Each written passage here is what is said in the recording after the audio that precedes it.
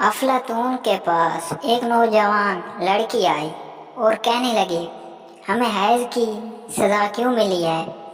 ہمیں مردوں کی طرح رات کو احتلام کیوں ہوتا ہے؟ اور تیسرا سوال، شادی کے بعد مرد کا نفس تبدیل کیوں ہو جاتا ہے؟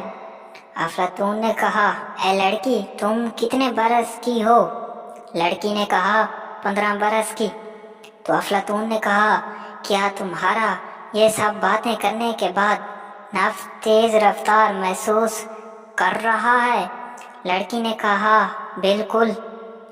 افلاطون نے کہا، تم ایک مضبوط لڑکی ہو، تو سنو، عورت کو حیض کی سزا نہیں ملی، بلکہ عورت کو خداوند کی طرف سے ایک تحفہ ملا ہے۔ جس عورت کو حیض آ جائے تو سمجھ جاؤ وہ بچہ پیدا کر سکتی ہے۔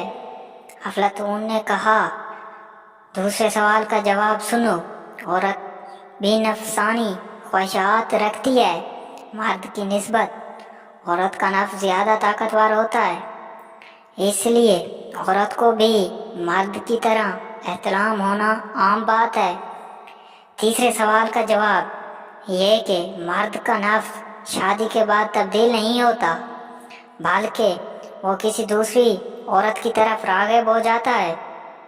افلاطون نے کہا، مرد کے چہرے پر اگر یہ 3 نشانیاں ہوں تو عورت جلد اس مرد پر فدا ہو جاتی ہے۔ پہلی نشانی، جس مرد کی آنکھیں کالی ہوں۔ دوسری نشانی، جس مرد کے ہونٹ پتلے ہوں۔ تیسری نشانی، جس مرد کی ناک تیز دھار ہو۔ جس عورت کو 15 برس تک حیض نہ آئے تو سمجھ جاؤ اس عورت کی جسمانی قوت حد سے زیادہ ہے۔ چھوٹے قد والی عورتوں سے برکنار رہو، یا تو وہ حد سے زیادہ وفادار ہوتی ہیں یا حد سے زیادہ چال باز۔ مرد کے ساتھ 2 نمبری کرنے والی عورتیں اکثر ایک نشانی ضرور رکھتی ہیں، اور وہ نشانی ہے ہر مرد کے ساتھ رابطہ رکھنے والی عورت۔ نوجوان نے افلاطون سے کہا، جب ایک لڑکی بالغ ہوتی ہے تو اس کا نفس جب جاگتا ہے تو اس کے ساتھ کیا کچھ ہوتا ہے؟ افلاطون نے مسکرا کر جواب دیا کہ جب ایک لڑکی بالغ ہوتی ہے تو جب اس کا نفس جاگتا ہے تو وہ حقائق کو سمجھ کر درد محسوس کرنے لگتی ہے اور رات بھر تکلیف سے دوچار ہوتی ہے، جیسے ایک حاملہ عورت۔ اس لیے کسی عورت کو تکلیف نہ دو۔